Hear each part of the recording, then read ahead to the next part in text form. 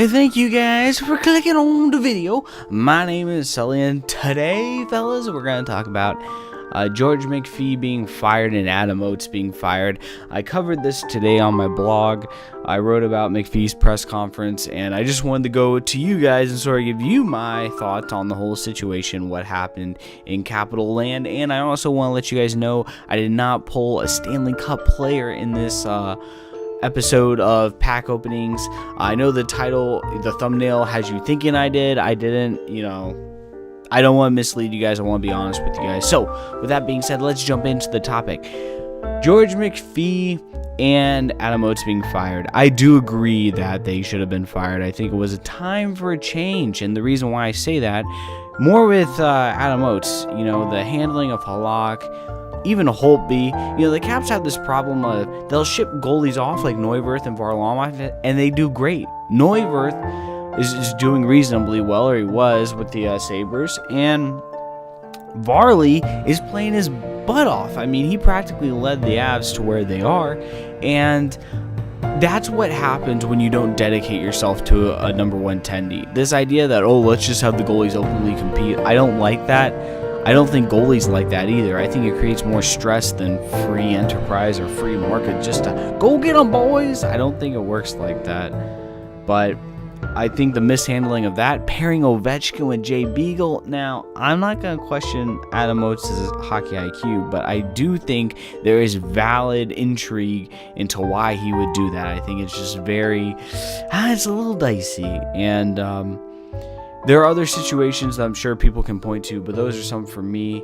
And Oates did not seem like, in his dealing with the media, he just seemed a little bit off. He didn't seem very confident. He always seemed a little timid and nervous, and I don't know why, but he didn't seem to me from the outside looking in, he was a leader. But that's just me and how I watched him and stuff like that. But with George McPhee is a class act. I mean, his interview is on the website, the Capitals website. You can watch all 30 minutes of it, and he is a guy of class, and I think he brought a lot of class to the organization.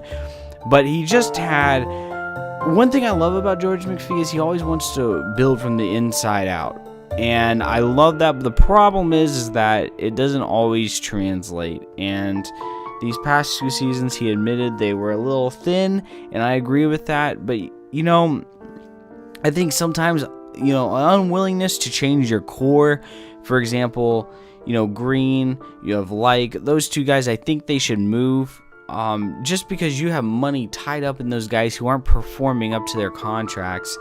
And I don't like how the Caps want to reward guys, or they sometimes overpay guys, because they need bodies, because they focus so much internally that they don't really go out and get that guy that they really need. And I hope that the next GM can combine a willingness to go out and get pieces and also build from the inside out, because the blue line, they just have too many puck movers. I mean, even when you had in years back, they just had too many puck movers, and now they look very thin on the blue line. I mean, they have names, but they really only have one pairing, which is Alzner and Carlson.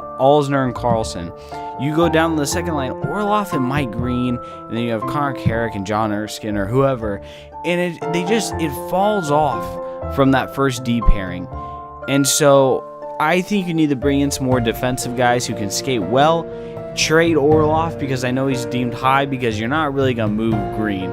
Green's pretty much locked into that contract, so you have to move something. So I think the next GM really needs to not be afraid to make change.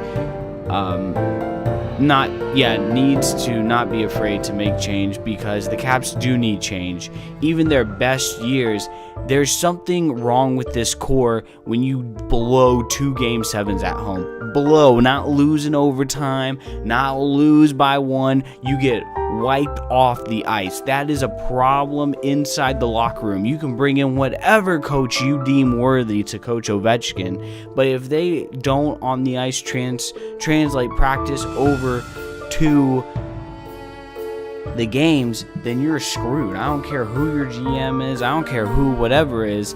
And so that's a legitimate concern with this core. And that's why I've always been advocating that they should change, because when you blow 2 Game 7s at home that badly, then really how many more chances do you deserve? Because this core has been together for 6 years. But ideally, let me wrap this up. Ideally, I think I would really like Nashville's. I think there's some assistant GM there.